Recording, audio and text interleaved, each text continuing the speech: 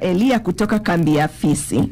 Naomba tofauti kati ya uzinzi na uasherati. Sawa. Ni maneno ambayo yamekuwa yakisikika.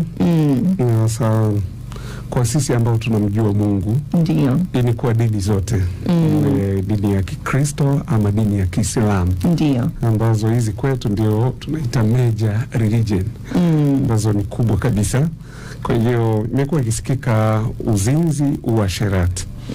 Lakini ufafanuzi, kwa kutumia ufafanuzi wa kamusi ya kisasa, uasherati ni kujamiana kwa hiari kati ya watu ambao hawajaoana.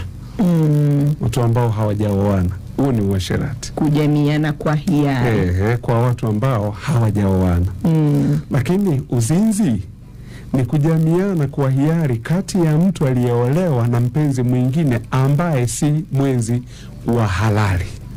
Huo ndio uzinzi. Kwa hiyo ni rahisi sana kutosha, lakini Biblia inatupa ufahamu zaidi juu ya jinsi Mungu anavyojua dhambi hizo mbili. Maana hizi dhambi zote, kifupi maneno yake tutaweza kuweka kwenye neno moja ambao nitalitaja mara moja tu, sio neno zuri sana, lakini ndivyo hivyo. Tunaweza kuweka kwenye neno moja ambalo ni ngono. Hivyo kwa namna hiyo. Kwa hiyo katika Biblia zote mbili, nikimaanisha kitabu cha Agano la Kale na Agano Jipya. Sasa kitabu cha Agano la Kale, mifano hii ya uzinifu na uasherati inachukuliwa sana pale inapotaja ibada za sanamu. Hasa kwenye Agano la Kale, ukisikia uzinifu, uasherati kwenye Agano la Kale, ilikuwa inarejelea sana pale kwenye ibada za sanamu. Hilo nitakuja kulifafanusha vizuri zaidi baadaye. Lakini swali ndani ya swali, pale Bwana Yesu wetu Kristo aliposema kuwa mtu amwachaye mkewe isipokuwa kwa habari ya uasherati amfanya kuwa mzinifu. Unaona kuna maneno mawili hapa. Hapa tungesoma hiyo. Hebu tusome. Mathayo 5:32. Mathayo 5:32. Tunaweza tukaona maana mambo yote yametajwa hapo, yote mawili. Sawa, Mathayo 5:32. Biblia inasema hivi. Lakini mimi nawaambia, kila mtu amwachaye mkewe isipokuwa kwa habari ya uasherati amfanya kuwa mzinzi. Na mtu ukimwoa yule aliyeachwa azini. Umeona kwa mambo mawili yote yametajwa kwenye mstari mmoja. Sasa neno uasherati kama linavyoonekana kwenye kamusi yake na tafsiri yake ni kufanya kitendo hicho na mtu ambaye bado hujaoana naye. Huo ndio uasherati. Hii kimaanisha kuwa inaweza ikawa mtu yupo ndani ya ndoa au yupo nje ya ndoa, tofauti na neno uzinzi ambao huo linakuja pale mtu anapofanya kitendo hicho na mtu ambaye si mwanandoa mwenzake. Yaani kitendo cha kutoka nje ya ndoa na kwenda kufanya kitendo hicho, maana yake huo sasa ndio uzinzi wenyewe au uzinifu wenyewe. Kwa hivyo tunaweza kusema neno uasherati ni neno la ujumla, likimaanisha kitendo chochote cha zinaa kinachofanywa na mtu isivyopaswa, yani nje ya ndoa halali. Yani hiyo ndio sasa ndio neno uasherati. Yani ni watu wamekutana, ndio kweli wamekubaliana, lakini kwenda kufanya hicho kitendo na wakati wao sio wanandoa. Iko hivyo. Kwa hiyo Bwana Yesu aliposema pale katika Mathayo hiyo tuliyoisoma kwamba lakini mimi nawaambia kila mtu amwachaye mkewe isipokuwa kwa habari ya uasherati amfanye kuwa mzinzi, kitendo kile alikilenga hasa kwa wanandoa, kwa sababu habari iliyokuwa inazungumziwa pale ni ya watu ambao wapo katika mahusiano ya mke na mume. Ndicho alichokuwa anakiongelea. Kwa hivyo Biblia sasa inaposema ndoa na iheshimiwe na watu wote, ilimaanisha kweli kweli. Manake huwezi kuingia tu kwenye ndoa halafu ukajifanyia tu mambo unayoyataka wewe, ukaamua kwenda kuzini ukijifariji kuwa hiyo ndoa tayari imeshavunjwa, imeshafungwa na haiwezi kuvunjika. Na nataka niseme tu kuwa inaweza ikavunjika kwa kitendo hicho tu. Na isiwe makosa kabisa mbele za Mungu, na huyu mtu ambaye imevunjika aende akaoe tena mtu mwingine au kuolewa na mtu mwingine. Inaweza ikafanyika hivyo. Lakini ifahamike pia hilo halikuwa agizo kwamba kila kitendo cha kukosa uaminifu katika ndoa iwe sababu ya mtu kumwacha mkewe na kwenda kuoa mtu mwingine. Hapana. Kwa sababu pia Mungu, kumbuka, yeye mwenyewe anasema hapendi kuachana. Amesisitiza hivyo kwenye Biblia, kitabu cha Malaki.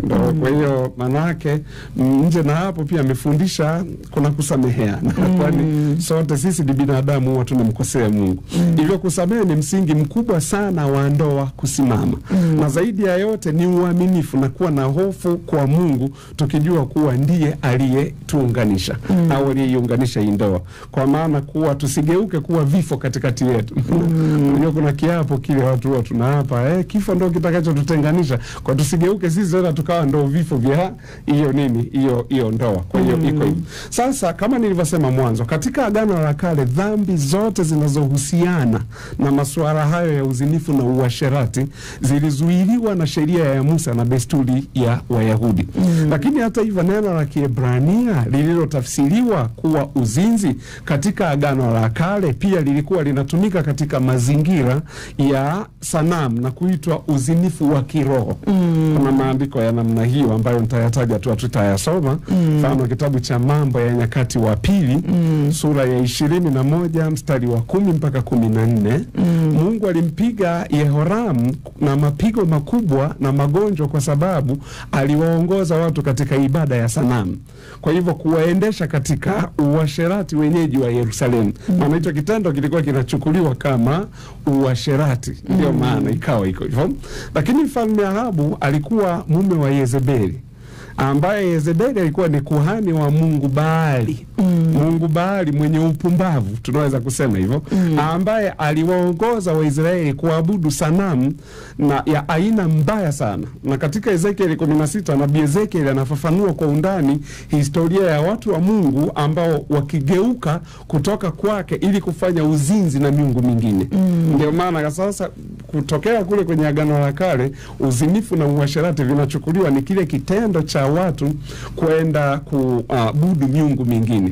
Lakini neno la uasherati, maana ya ibada ya sanamu, hutumiwa mara nyingi sana katika sura hiyo ambayo nimeitaja Ezekiel 16.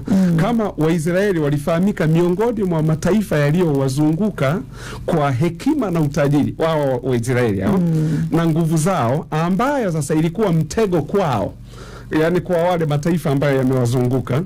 Kwa hiyo ulikuwa ni mtego kwao kama uzuri wa mwanamke ulivyo. Umeona, kwa walipendezwa na kuchumbiwa na kupongezwa na majirani zao, na hivyo wakavutwa sasa kwenye ibada zile za sanamu. Wakaanza kuabudu Mungu, matokeo yake akawa anawaacha. Kwa neno la uasherati linatumika kuhusiana na ibada ya sanamu ya kipagani, kwa sababu nyingi za ibada za kipagani zilikuwa zinahusisha pamoja na kufanya uzinifu katika ibada zao. Yani hao wapagani waliokuwa wamewazunguka wana wa Israeli, ukikutana huko kwenye kuabudu kwao, yani ungekuta kuna uzinifu unaoendelea huko. Kwa hiyo ikawa hivyo. Kwa makahaba wa hekalu ilikuwa ni kawaida katika ibada za Baali na miungu mingine ya uongo. Manake dhambi ya kijinsia ya kila aina haikukubaliwa tu katika dini hizi, bali ilihimizwa kama njia ya baraka kubwa kutoka kwa miungu kwa waabuduo, hasa katika ongezeko la mifugo na mazao yao. Kwa maana utaratibu wao wa kuabudu katika ibada zile ungekuwa unahusisha vitendo hivyo pia. Ndio maana unaona hasa neno la Kiebrania lililotafsiriwa uzinzi, maana yake ilikuwa ni kuvunja ndoa. Kwa Mungu anaeleza kukataa kwa watu wake kwa miungu mingine kama uzinzi, kwa sababu watu wa Kiyahudi walionekana kama mke wa Bwana.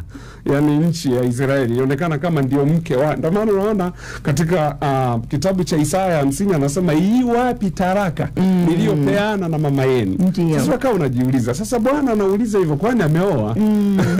Lakini mke anayemuongelea ni Israeli, nchi ya Israeli, kwa maana wale wanaomwabudu. Kwa hivyo wakati mwingi sana hasa wakawa wanageukia miungu ya mataifa mengine walikuwa wakilinganishwa na mke mzinzi au mke mzinifu. Unaona hiyo inakuwa iko hivyo. Na ndio maana unaona katika Agano la Kale mara nyingi hii ilimaanisha ibada ya sanamu ya Israeli, kama mwanamke aliyebeba mimba ambaye alifanya uzinzi na miungu mingine. Ndio unaona hasa kwenye kitabu mfano cha Kutoka 34 15 mpaka 16, au Mambo ya Walawi 17 mstari wa 7, na hiyo Ezekieli 6:9. Na zaidi ya hayo unaona mfano kitabu chote cha Hosea kinaongelea kulinganisha uhusiano wa Mungu na Israeli kwa ndoa ya nabii Hosea na mke wa uzinifu ambaye alikuwa anaitwa Gomeri, huyu mwanamama. Ndiyo. Matendo ya Gomeri dhidi ya mume wake Hosea ilikuwa picha ya dhambi na uaminifu wa Israeli, ambao mara kwa mara Israeli huyu amemwacha mume wake wa kweli ambaye ni Jehova na kufanya uzinifu wa kiroho na miungu mingine. Historia hiyo nafikiri wengi tunaijua. Hosea aliambiwa nenda ukaoe mwanamke malaya. Akaenda akamuoa, na mwanamke alikuwa anatulia nyumbani akiwa na ujauzito. Lakini kama hana ujauzito atasikia nabii huyo sasa, atasikia leo kalala na mwanaume huyu, leo kalala na mwanaume yule, leo mwanaume yule. Hosea ikamuuma kama mwanaume. Ambia Mungu, hii ni nini sasa? Ndio Mungu anamwambia imekuuma sana yaani umeumia kabisa Akasema nilitaka experience mimi maumivu ninayoyasikia watu wangu wakienda kuabudu miungu mingine. Kwa maana yake yule nabii akatolewa kama mbuzi wa kafara. Mfano wa Mungu anataka kuonyesha yeye anaumiaje. Kondomana ilichukuliwa hivyo. Lakini katika Agano Jipya maneno mawili ya Kiyunani yaliyotafsiriwa kuwa uzinzi huwa daima yametumiwa hasa kurejelea dhambi ya uasherati inayowahusisha wanandoa wawili. Tofauti pekee ni katika barua ya kanisa linajulikana kama kanisa la Thiatira, ambalo lilihukumiwa kwa kuvumilia mwanamke Yezebeli aliyejiita nabii. Yani mwanamke kahaba huyu alijiita nabii. Ni mwanamke huyu ambaye alilichochea kanisa katika vitendo vya uasherati na ibada za sanamu, na yeyote aliyevutiwa na mafundisho yake ya uongo alifikiriwa kuwa amefanya uzinifu naye. Sio kwa ameenda kulala naye, lakini aliyechochewa na mafundisho yake alifikiriwa kuwa amefanya uzinzi naye. Kwa hiyo ndio tofauti iliyoko sasa kwenye hili agano ambalo ni Agano Jipya. Tungemalizia labda na huo mstari wa kitabu cha Ufunuo sura ya 2 mstari wa 20.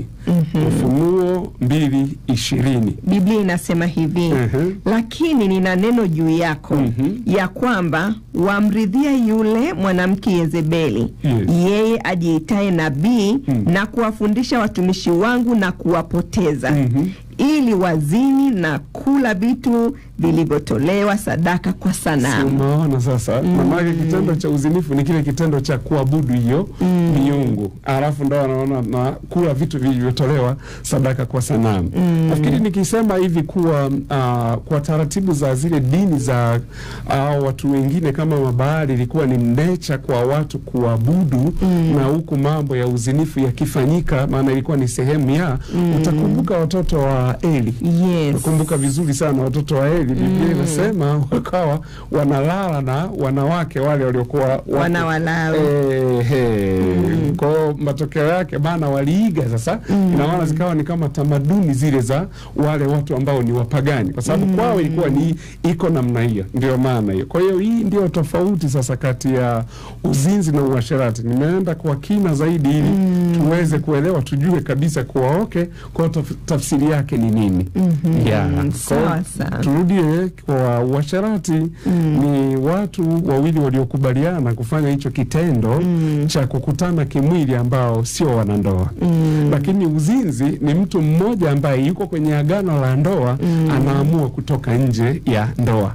Kwa hizo ndio tafsiri sasa tofauti kati ya uasherati na uzinzi au uzinifu. Kwa hiyo huyu mwanandoa anapotoka akaenda kukutana na ambaye hana ndoa,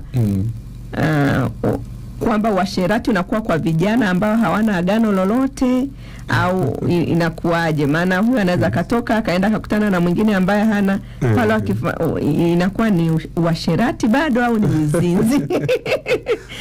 Hiyo inaendaje, uasherati kwa vijana au uzinzi kwa wanandoa? tunaweza kusema hivyo. Okay. Lakini pia tujue kuna mwanandoa anaenda kukutana na mtu ambaye yeye hana ndoa. Kwa huyu anafanya uasherati, huyu anafanya uzinzi. Pale anakuwa ni makosa mawili. Makosa mawili. Yeah. Sawa.